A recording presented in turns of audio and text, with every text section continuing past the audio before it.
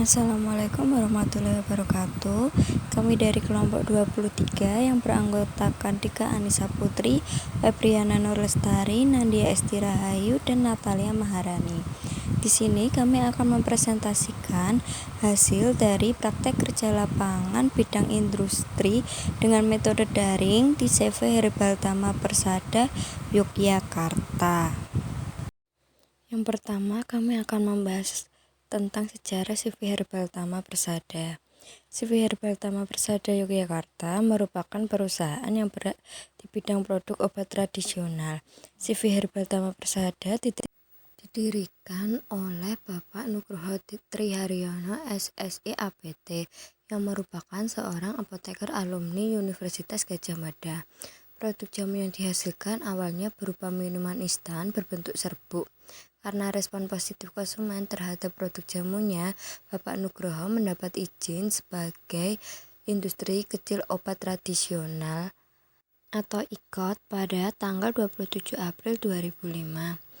Dengan keluarnya surat izin tersebut, maka kepercayaan konsumen terhadap produk jamu dari CV Herbal Tama Persada Yogyakarta semakin bertambah.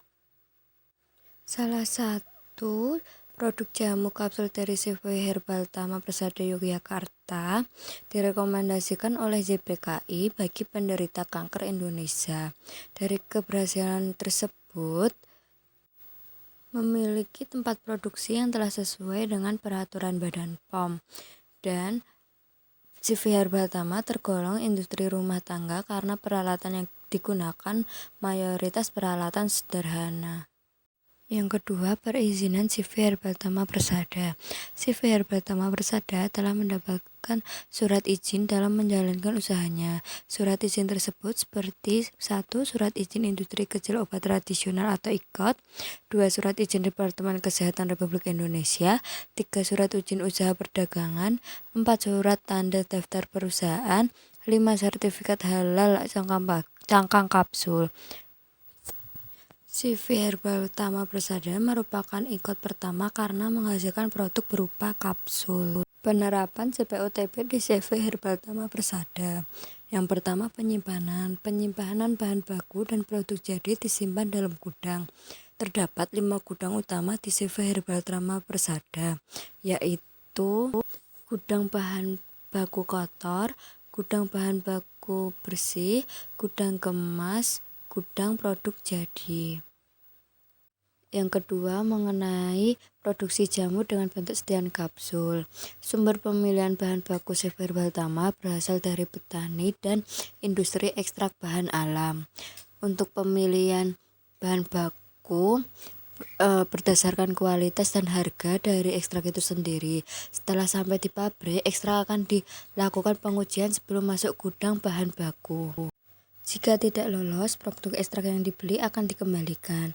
Yang kedua, sortasi basah. Untuk bahan baku segar dilakukan sortasi basah untuk memisahkan kotoran-kotoran atau bahan asing lainnya dari simplisia. 3. Pencucian. Pencucian dilakukan dengan cara mencuci dengan air mengalir. 4. Perajangan. Perajangan bahan simplisia dilakukan untuk mempermudah proses pengeringan, pengepakan, dan penggilingan. Semakin tipis bahan yang akan dikeringkan, semakin cepat penguapan air, sehingga mempercepat waktu pengeringan.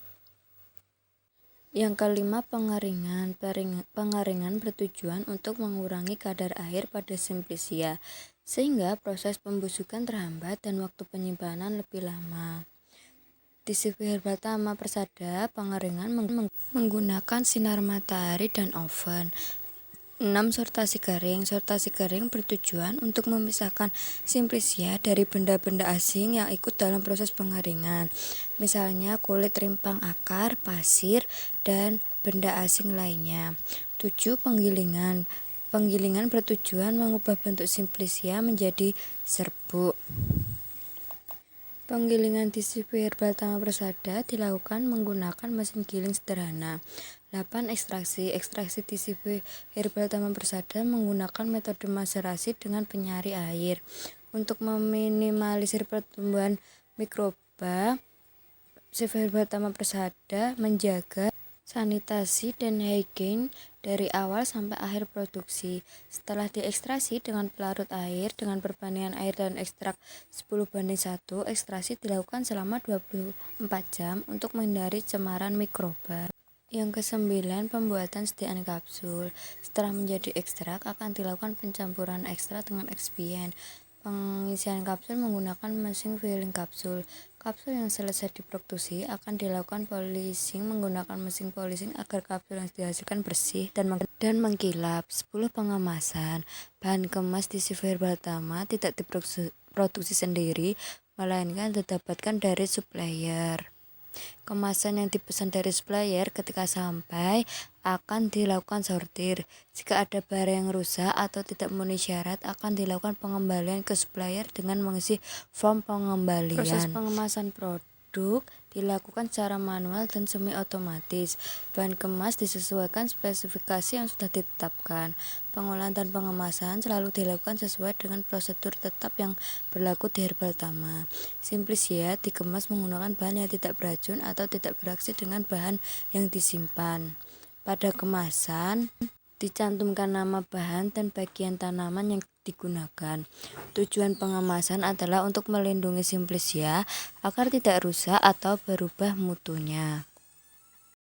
Pengawasan mutu. Pengawasan mutu yang dilakukan di CV Herbal Tama Persada dilakukan di laboratorium internal yang meliputi pemeriksaan terhadap sampel berupa organoleptis, uji stabilitas berkala dari setiap batch, kode produksi, kebocoran kemasan, dan tanggal kadaluarsa. Pengelolaan limbah. Limbah yang dihasilkan dari hasil produksi pada CV Herbal Tama hanya berupa air bekas cucian kunyit, air bekas cucian alat-alat filling kapsul, atau alat-alat yang lainnya yang kotorannya hanya sebatas serbuk atau ekstrak jamu yang tidak mengandung bahan kimia. Pengolahan limbah tersebut dimasukkan terlebih dahulu ke dalam kolam penampung, lalu disalurkan ke saluran limbah umum. Untuk limbah berupa ampas, pengelolaan di CV Herbal Tama dengan dibuang atau dikubur di pekarangan owner. Sekian presentasi dari kami kelompok 23. Terima kasih. Wassalamualaikum warahmatullahi wabarakatuh.